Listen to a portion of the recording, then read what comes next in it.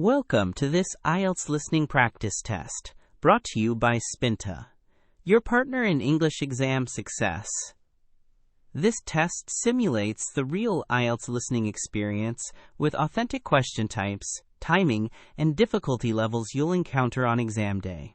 You'll hear the audio only once, just like in the actual test, so stay focused and keep your pencil ready. Remember to read the questions carefully during the preparation time and transfer your answers accurately. This practice will help you build confidence, improve your listening skills, and familiarize yourself with the IELTS format. Part 1. Now look at Part 1.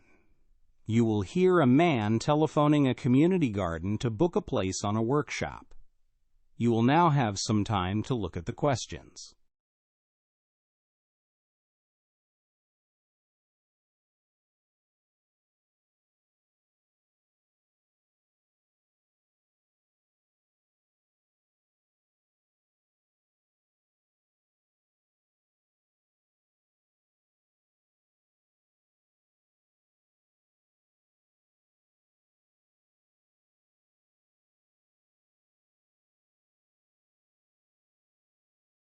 Hello, Greenacre Gardens, Aoife speaking. Hi there, I'm calling to inquire about the urban farming workshops you advertise on your website. I'd like to book a place if possible. Certainly. We'd be delighted to have you. I can take the booking for you now. First, can I get your name? Yes, it's Santiago Vargas. Santiago. And could you spell your surname for me, please? Of course, it's Vargas. Thank you. And a contact phone number? It's 0789 0123855. That's 0789 0123855. Great. Now we have a few different workshops. Did you have one in particular in mind? Yes, the one on container gardening looked perfect for me. The container gardening workshop. An excellent choice. And finally, for our catering, do you have any dietary requirements we should be aware of? Yes, I'm lactose intolerant. Does the lunch have dairy? We can certainly provide a dairy-free option for you. I've made a note of that. Thank you. What's the main focus of the workshop? I'm a complete beginner. Oh, that's no problem at all. The workshop is designed for people just like you. The main reason most people take it is because they live in an apartment with a balcony or a small yard, and they want to learn how to grow food in a small space. That's me exactly. Is there anything I need to bring on the day? We provide all the tools, pots, and soil. The only thing we suggest you bring is a sturdy pair of gloves just to protect your hands. A pair of gloves. Good idea.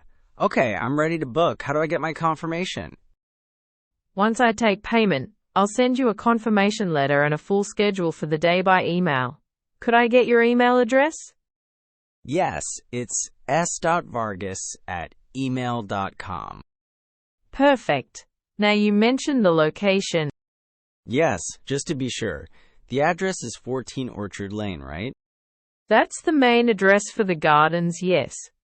But the workshop itself is held in our large teaching greenhouse, which is located right next to the main cafe. You'll see it as soon as you walk past the entrance. Next to the cafe. Got it. And the price? The full-day workshop, including all materials and lunch, is £35. £35. Okay, I can do that now by card. And just out of interest, what other workshops do you run? Well, our special workshop for next month is all about composting. It teaches you how to turn your kitchen scraps into amazing food for your plants. Composting? That sounds like the perfect next step. I'll definitely look out for that. Thank you for all your help.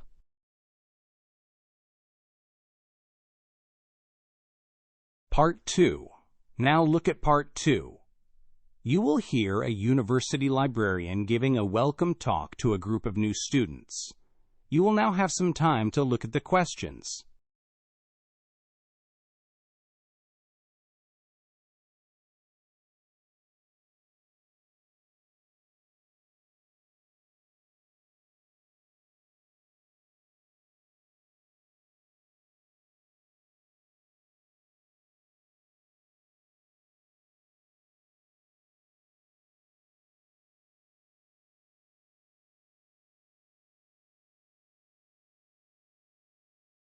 Good morning everyone, and a very warm welcome to the university, and, more specifically, to the Beaumont Library. My name is Lena Petrova, and I am the head librarian. We know that the library can seem a bit overwhelming at first, so this talk is designed to help you find your way around. Please take a look at the plan of the ground floor projected onto the screen. We are currently standing in the entrance lobby. The first and most important point for you is the issue desk. This is where you will check out and return all your books. As you come in through the main doors, you will see it directly in front of you. You really can't miss it. That's point C on the plan. Now, to the left of the issue desk is the main reading room, a large, quiet study space with hundreds of individual desks. This takes up the whole of the left-hand side of the building, at point F. Over on the right-hand side, we have our more technical resources. Immediately to the right of the issue desk is the IT support desk, marked as E, where our team can help you with any computer or software problems. Behind that, in the far right corner, are the group study rooms, at point G. These are small, soundproofed rooms that you can book for collaborative work. And I'm sure you'll be glad to hear that we also have a library cafe. This is located to the left of the main entrance as you come in, at point B. It's a great place to take a break and grab a coffee. Now, a few important rules for our different facilities. The main reading room is a designated quiet zone. We ask for your cooperation in keeping it a peaceful place for study. Therefore, we have a strict rule of no hot food or drink in that area, although you can bring bottled water. The group study rooms are extremely popular, so you must make a reservation.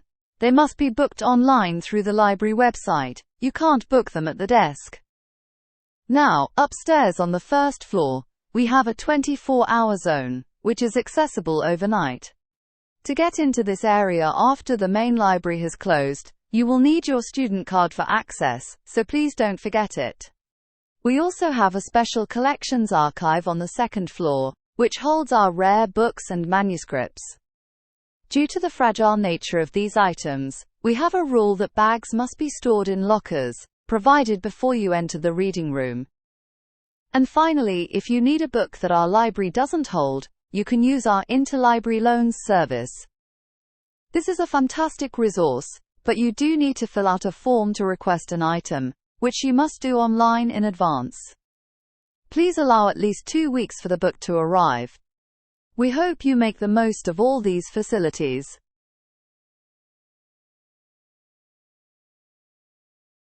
Part 3. Now look at Part 3. You will hear 2 education students, Sophia and Kenji, discussing their research project on neurodiversity with their tutor, Dr. Ahmed Al-Jamil. You will now have some time to look at the questions.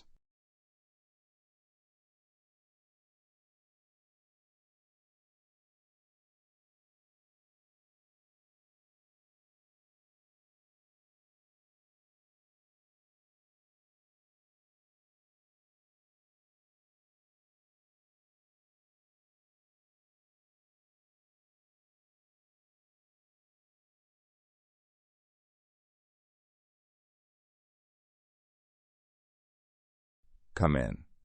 Sophia, Kenji, please, take a seat. Thank you for sending me your research proposal. It's a fascinating and very important topic. Thank you, Dr. Al-Jamil. We're very interested in it, but we want to make sure we're approaching it in the right way. A good starting point is the framework known as Universal Design for Learning, or UDL. Have you come across it? A little. Is that the idea that you should design lessons to be accessible to everyone from the start? Precisely. The key benefit of UDL is that when you design for the margins, you actually end up helping everyone. So an adjustment you make for one student often ends up being of great use to all students, not just those with specific diagnoses. It's proactive, not reactive. That's what I find so interesting. I want my research to focus on neurodiversity as a form of natural human variation, not as a deficit. It's about moving away from the idea of a normal brain and embracing the whole spectrum of how people think and learn. Which brings us to the issue of diagnostic labels, like dyslexia or ADHD. They can be very helpful for getting support, but they can also be limiting. How so? Well, we all agreed that a major danger is that they can inadvertently lead to lower expectations from teachers, or even from the students themselves. People can get defined by the label. An astute point. So your project could focus on practical classroom accommodations that support different learning styles without being overly reliant on labels. Let's brainstorm some. Okay. For a student with dyslexia who might struggle with reading large blocks of text, giving them access to text-to-speech software can be transformative. It allows them to access the content through listening. And for a student with ADHD, who might find it hard to sit still for long periods, building in short, structured movement breaks into the lesson can make a world of difference to their focus. What about for a student on the autism spectrum? They might benefit from predictability and clear structure. Exactly. Something as simple as providing visual timetables that clearly lay out the schedule for the day can reduce anxiety and help with transitions between activities. And for a condition like dysgraphia, where the physical act of writing is very difficult, allowing the student to use audio recorders to capture their ideas verbally can be a huge help. Excellent examples. So let's turn this into a clear research plan. What are the steps? Well, step 1 would be a solid literature review, focusing on the Universal Design for Learning framework. Then, for step 2, we could develop a questionnaire to send to teachers about their awareness and use of different strategies.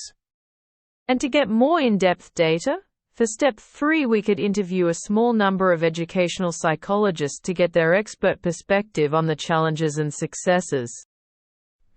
And the final step? To analyze all the data from the surveys and interviews to identify and recommend areas of best practice for inclusive classrooms. Perfect. A very robust and well thought out plan. I look forward to seeing it develop.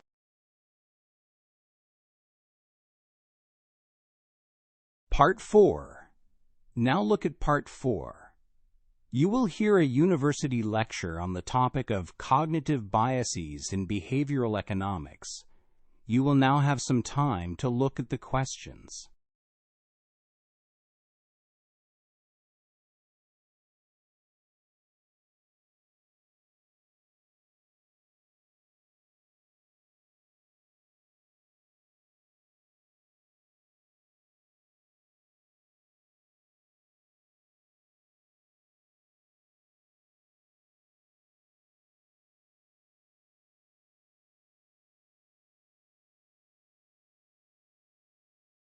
Good morning.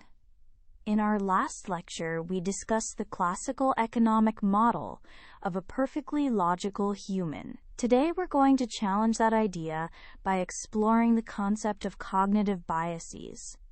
These are systematic patterns of deviation from norm or rational judgment. In other words, they are predictable mistakes in our thinking. These biases aren't random. They often stem from our brain's attempt to simplify a complex world by using mental shortcuts, a process psychologists refer to as using heuristics. Let's examine a few of the most common biases. First, we have the anchoring bias. This is our tendency to rely too heavily on the first piece of information offered when making decisions. For example, if you're buying a used car, the initial price the seller suggests becomes an anchor. Even if it's unreasonably high, it will influence your perception of what a fair price is throughout the negotiation. Next, we have the confirmation bias. This is the tendency to search for, interpret, favor, and recall information in a way that confirms or supports one's pre-existing beliefs. We don't like to be wrong, so we subconsciously seek out evidence that proves us right. This bias is especially powerful in emotionally charged areas, such as our political or social issues, where we tend to consume media that reinforces our existing worldview. A third major bias is the availability heuristic. This is where we overestimate the importance of information that is easily recalled. Information is more available to us if it's recent, shocking, or emotionally vivid. A classic example is the fear of flying. Statistically, it is far safer than driving. But because plane crashes are dramatic and highly publicized, they stick in our minds, making the risk seem greater than it is. Finally, let's look at loss aversion. This principle, from the work of Daniel Kahneman and Amos Tversky, suggests that for humans, the psychological pain of losing something is about twice as powerful as the pleasure of gaining something of equal value. This can lead to very conservative, risk-averse behavior, particularly in financial decisions. People are often more motivated by the fear of losing money than by the potential to make a profit. So what are the wider implications of all this? These biases profoundly affect our lives, from the small choices we make every day to major decisions about our personal finance and our health. They can lead to poor decision-making at every level, not just for individuals, but for large organizations too. The first step in countering these biases is simply to increase our awareness of them. Being conscious of our mental shortcuts is crucial. Secondly, it is vital to deliberately seek out alternative perspectives and information that challenges our assumptions. In a business context, this is why building a diverse team is so important. It acts as a natural safeguard against group thinking, which is essentially confirmation bias on a collective scale. Ultimately, while we may never be perfectly rational, understanding our own cognitive biases allows us to make more conscious, more deliberate, and hopefully better choices.